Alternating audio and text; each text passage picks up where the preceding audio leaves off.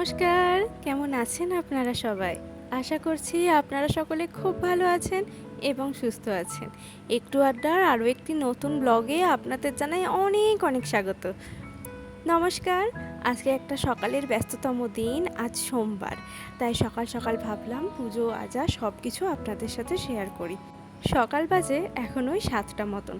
সকাল সকালই স্নান ধান সেরে নিয়েছি, কারণ এই কদিন যা বৃষ্টি হচ্ছে, আজও সকাল থেকে ঝুপঝুপ করে বৃষ্টি পড়েই যাচ্ছে।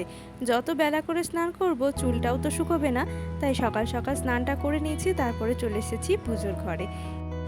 মনের মতন করে ভগবানকে সাজিয়ে নিলাম। ঠিক আজকের দিনটাতে আমার মনে ভগবানের যেরকম ছবি এঁকেছিলাম, ঠিক সেই রকমভাবেই কিন্তু ভগবানকে নিজের মনের মতন করে সাজিয়ে দিলাম।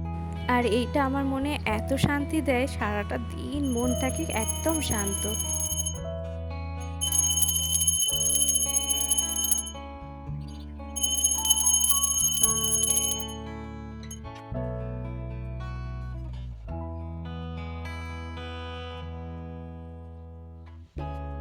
এখানে ভগবানকে আরতি পর্ব সেরে চলে এসেছি বাইরে তুলসী তলায়।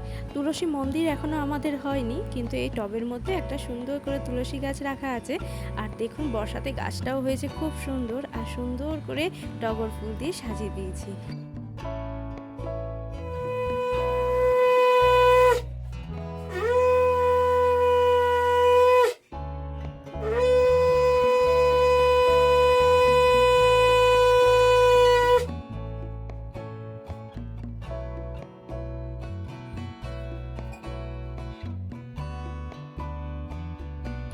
দেখুন তো কেমন সাজিয়েছি আমার মাকে।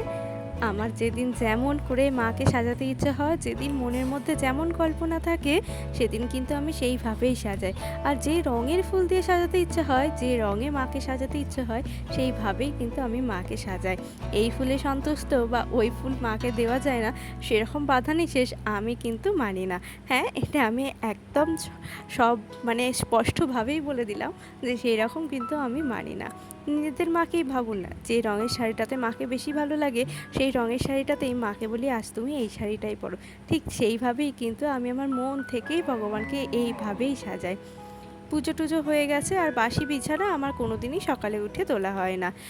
যেহেতু অমিতের উঠতে দেরি হয় অনেকটা, তো সেই কারণে ও ওঠার পরেই আমি বাসি বিছানা তুলতে আসি, কিন্তু বাসি ঘরদুয়ার আমি ঝাঁটপালা দিয়ে মুছে নিই। তো দেখুন তারপরে একটু নিজের মতন করে চাটা খেয়ে নিলাম, কারণ এই সময়টা মনে হয় নিজেকে একটু দেওয়া খুবই প্রয়োজন। সারাদিনে কি করব না করব, সারাদিন ওই চা খেতে বসে একটু কল্পনা করে নিই। আর এদিকে চলুন অমিতকে ভাতটা দিয়ে দিই। রান্না বান্না হয়ে গেছে, এখন বাজে ওই 8টা মতন। তো এদিকে ওর ভাতটা জুড়োতে দিয়ে দিলাম। আর আজকে রান্না হয়েছে ভাত, পটল ভাজা, চিংড়ি মাছ দিয়ে হোঁপা ভাজা, আর হয়েছিল কুঁচে। কুঁচে জানি না আপনারা কতটা চেনেন বা না চেনেন, আমার কুঁচে দেখতে বা খেতে কোনোটাই ভালো লাগে না।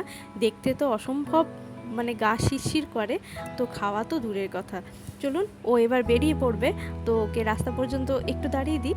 আর এখন যা বৃষ্টি আসবে, তো একটু সকাল সকাল বেরিয়ে পড়াই ভালো। তো বেরিয়ে যাক, তারপরে রেডি হয়ে আমিও বেরিয়ে পড়বো। ছোটোবেলায় যখন গান শুনতাম, এই রবীন্দ্রসঙ্গীতের মর্ম তখন বুঝতে পারিনি, কিন্তু যত জীবনে বড় হয়েছি, যত বুঝতে শিখেছি, তখন মনে হয় রবীন্দ্রসঙ্গীতগুলো জীবনের সঙ্গে কীভাবে ওতপ্রোতভাবে জড়িয়ে গেছে।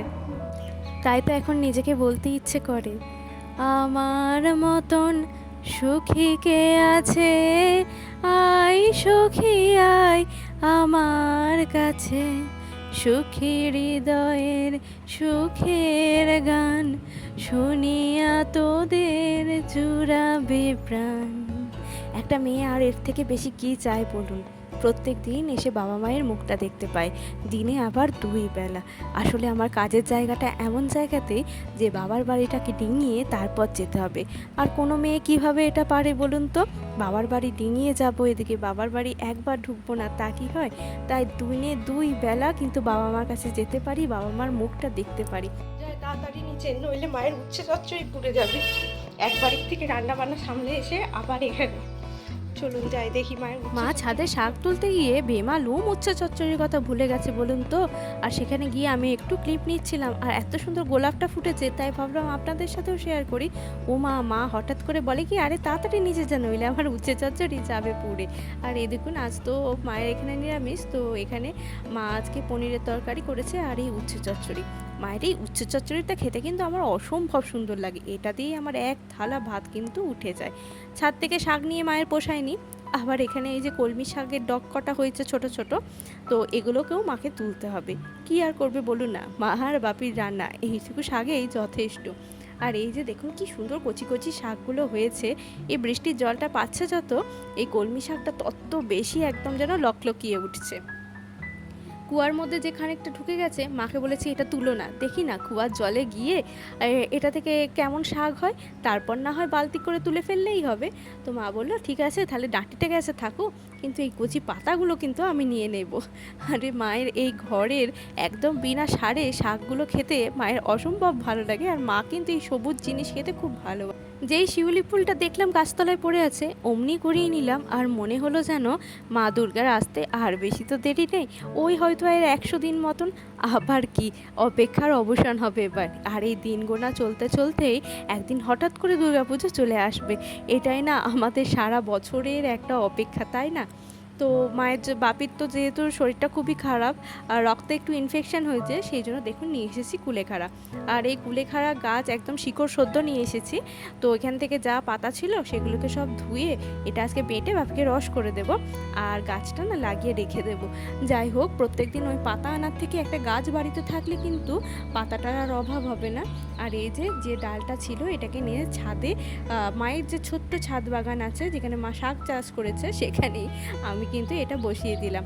আর রস করেছি বলতে একবারে মিক্সিতে পেস্ট করে নিয়েছি আর ছাঁকনি করে ছেঁকে নিয়েছি, আর এই যে রস করে রেখে দিলাম।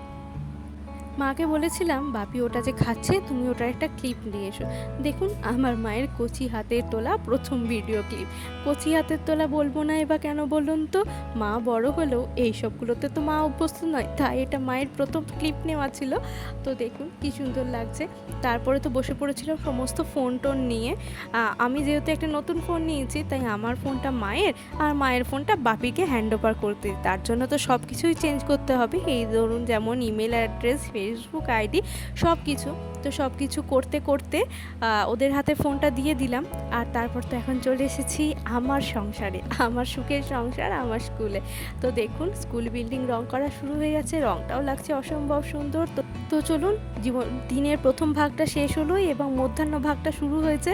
তো চলুন আজকের ব্লগটা এখানেই শেষ করছি। সবাই ভালো থাকবেন, সুস্থ থাকবেন, দেখা হবে আবার একটা নতুন ব্লগে। টাটা।